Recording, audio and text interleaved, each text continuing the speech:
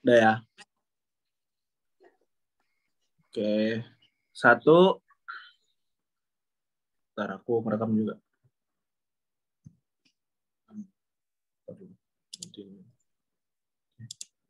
Satu, dua, tiga. Ya.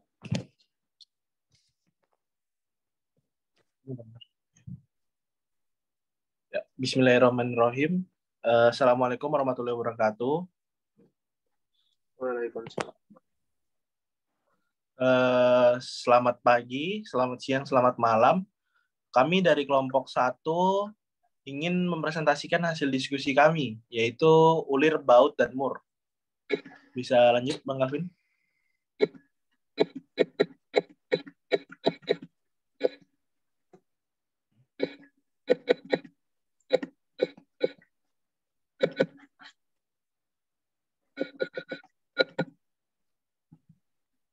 Bang Gavin? Ya.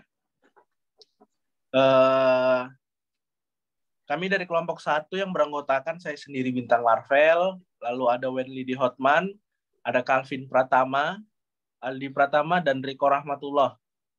Kami dari kelompok 1, kelas A1, ingin mempresentasikan tentang ulir, baut, dan mur. Jadi isi topik pembahasan kami ini adalah yang pertama itu mendefinisikan dan melabeli elemen mesin yang berupa ulir. Yang kedua ada mengidentifikasi beragam bentuk ulir. Yang ketiga ada menggambar ulir rinci dan skematik dan juga sederhana dalam potongan dan elevasi.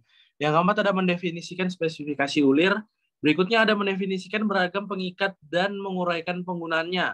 Lalu ada menggambar beragam jenis kepala baut.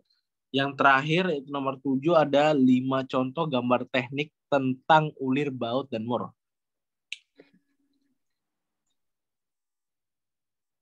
Jadi yang pertama kita ingin mendefinisikan dan melabeli elemen mesin yang berupa ulir. Bisa lanjut, Bang Alvin? Ya.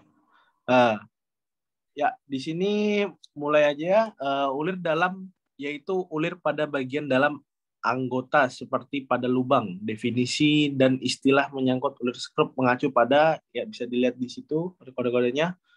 Ulir skrup yaitu puncak berpenampang yang puncak berpenampang seragam dalam bentuk helix pada permukaan dalam atau luar suatu silinder. Ulir luar yaitu ulir pada bagian luar anggota seperti pada sebatang poros. Jadi bisa dilanjutin sebelah kanan, kita lihat di sini ada diameter mayor yaitu diameter terbesar ulir skrup, berlaku untuk ulir dalam maupun luar. Berikutnya ada diameter minor, yaitu diameter terkecil ulir skrup, berlaku untuk ulir dalam maupun luar. Berikutnya ada jarak bagi, yaitu jarak dari titik pada ulir skrup ke titik yang bersesuaian pada ulir berikutnya yang diukur sejajar dengan sumbunya. Jarak bagi P sama dengan 1 dibagi jumlah ulir per inci. Bisa dilanjut? Silakan, siapa? Mungkin Bang Aldi. Selanjutnya itu mengidentifikasi beragam bentuk ulir. Yang pertama bisa kita lihat di sebelah kiri ini ada gambar dari berbagai jenis ulir ya. Selanjutnya kita deskripsikan. Yang pertama ada ulir Amerika Nasional dengan akar dan puncak yang diratakan, merupakan ulir yang lebih kuat. Bentuk ini menggantikan ulir tajam V untuk penggunaan umum. Selanjutnya yang kedua ada ulir Unifit, merupakan ulir standar yang disetujui oleh Amerika Serikat, Kanada, dan Inggris pada tahun 1948 dan telah menggantikan bentuk American National. Puncak ulir luar diratakan atau dibulatkan dengan akarnya yang dibulatkan. Jika tidak, bentuk ulir ini pada dasarnya sama dengan ulir Amerika Nasional. Selanjutnya yang ketiga ada ulir metrik. Ulir merupakan ulir skrup standar yang disetujui sebagai pengikat ulir skrup internasional. Puncak dan akarnya rata, tetapi ulir luar sering dibulatkan jika dibentuk dengan proses roll. Bentuknya serupa dengan ulir Amerika Nasional dan Unifit, tetapi dengan kedalaman ulir yang lebih dangkal. Selanjutnya yang keempat itu ada ulir persegi. Secara teoritis merupakan ulir yang ideal untuk pemindahan daya karena mukanya hampir tegak lurus terhadap sumbunya. Tetapi akibat kesulitan dalam memotong ulir bentuk ini dengan cetakan dan karena kelemahan bawaannya yaitu mur belah tidak akan mudah terputus, ulir persegi telah digantikan sebegitu jauh oleh ulir acme. Ulir persegi belum distandarisasi. Yang kelima ada ulir acme, merupakan modifikasi ulir persegi dan sudah banyak menggantikan ulir persegi. Ulir acme ini lebih kuat daripada ulir persegi dan lebih mudah dipotong, serta memiliki keunggulan dalam hal mudah terputus dari mur belah, seperti pada ulir poros antara mesin bubut. Selanjutnya ada ulir cacing standar, serupa dengan ulir acme, tetapi ulir cacing ini lebih dalam. Ulir cacing digunakan pada poros yang memindahkan daya ke roda cacing.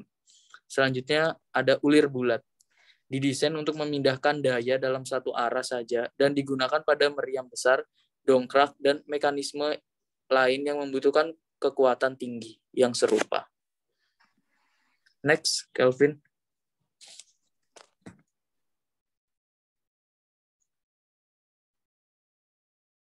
Selanjutnya, menggambar ulir rinci, skematik, dan sederhana dalam potongan dan elevasi.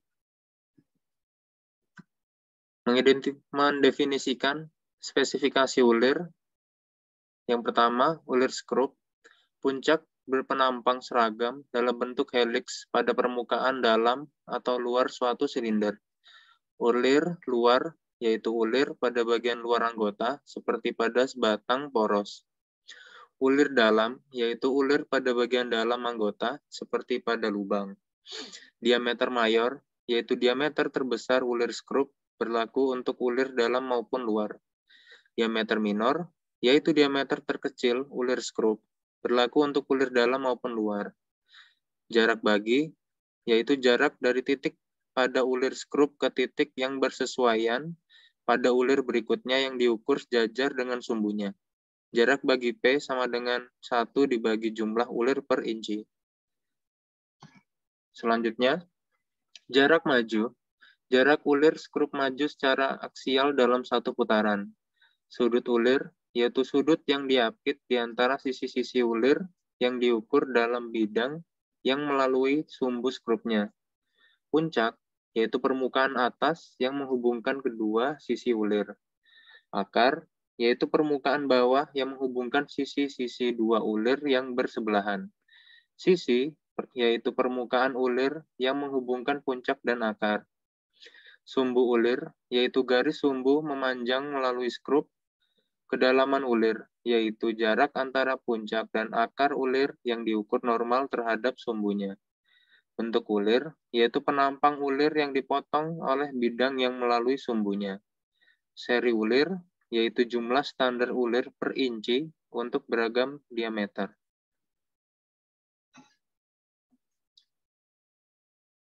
Berikutnya bisa dijelaskan oleh Wenli.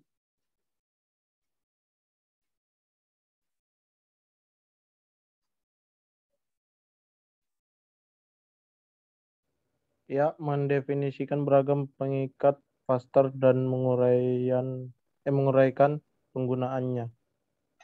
Ya, next, Mas Calvin.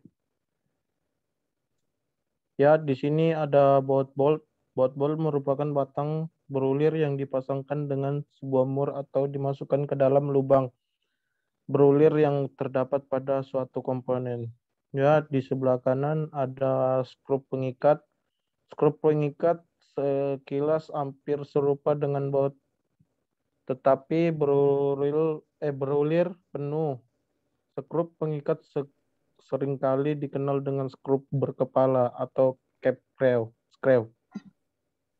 Ya, next, Mas Calvin.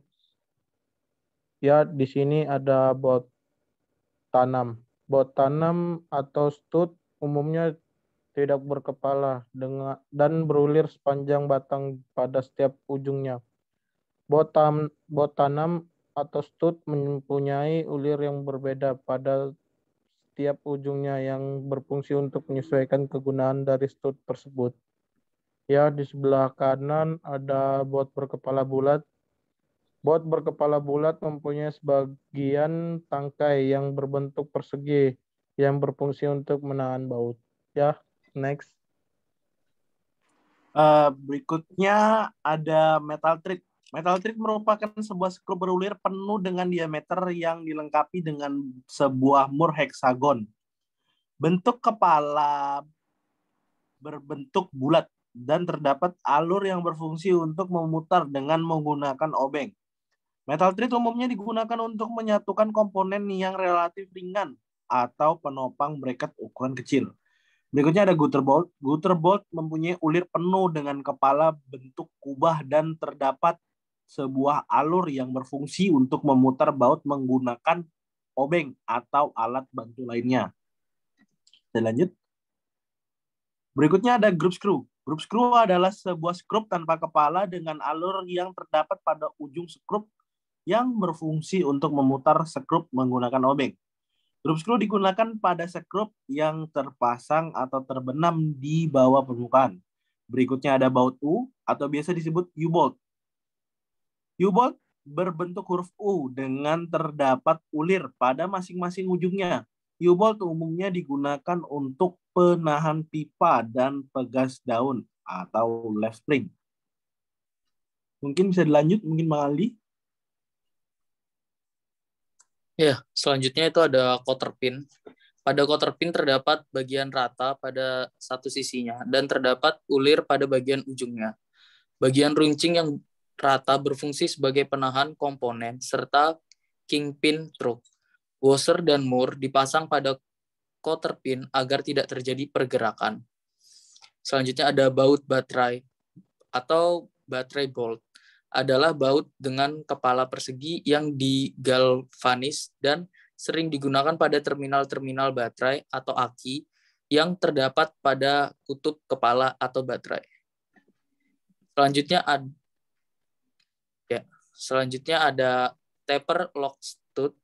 Pada taper lock stud terdapat ulir khusus untuk menghasilkan ulir meruncing pada ujungnya. Ulir tersebut hampir sama runcingnya untuk membuat interference fit pada saat stud dipasang. Taper lock stud umumnya digunakan pada beban dengan aplikasi yang berat, khususnya pada peralatan yang bergerak. Selanjutnya ada plow bolt. Yang terakhir, plow bolt mempunyai kepala meruncing agar dapat masuk pada lubang skrup yang terbenam. Plow bolt umumnya digunakan untuk memasang blade pada dozer dan grader. Bisa dilanjut, Kelvin, Rico?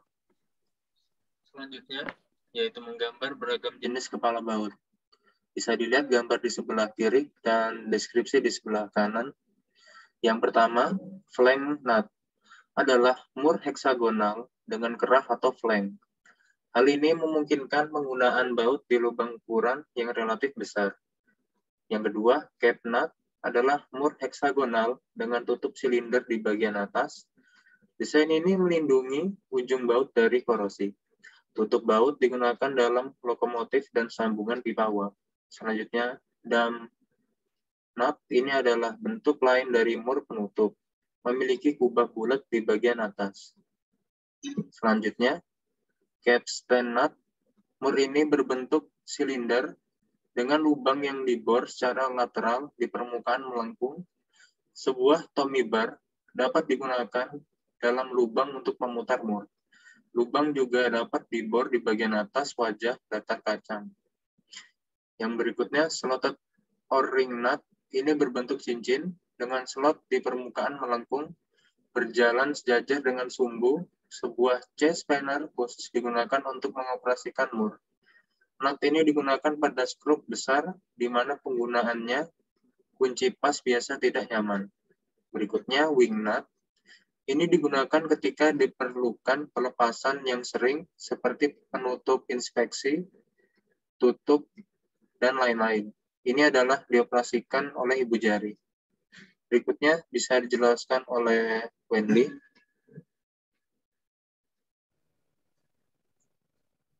Ya, 5 contoh gambar teknik tentang ulir, baut, dan mur. Ya, next, Mas Calvin. Selanjutnya. Ya, ini gambar-gambar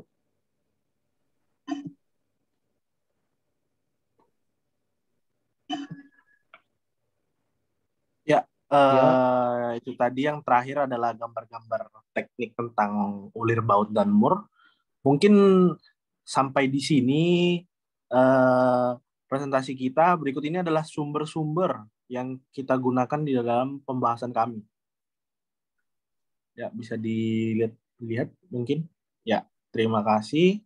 Mungkin itu saja dari kami. Kami sangat menerima bila apa ada saran maupun kritik dari siapapun, kami menerima. Silakan hubungi dari salah satu dari kami. Mungkin sampai di sini. Terima kasih atas perhatiannya. Kurang lebihnya mohon dimaafkan. Assalamualaikum warahmatullahi wabarakatuh. Waalaikumsalam. Waalaikumsalam warahmatullahi wabarakatuh.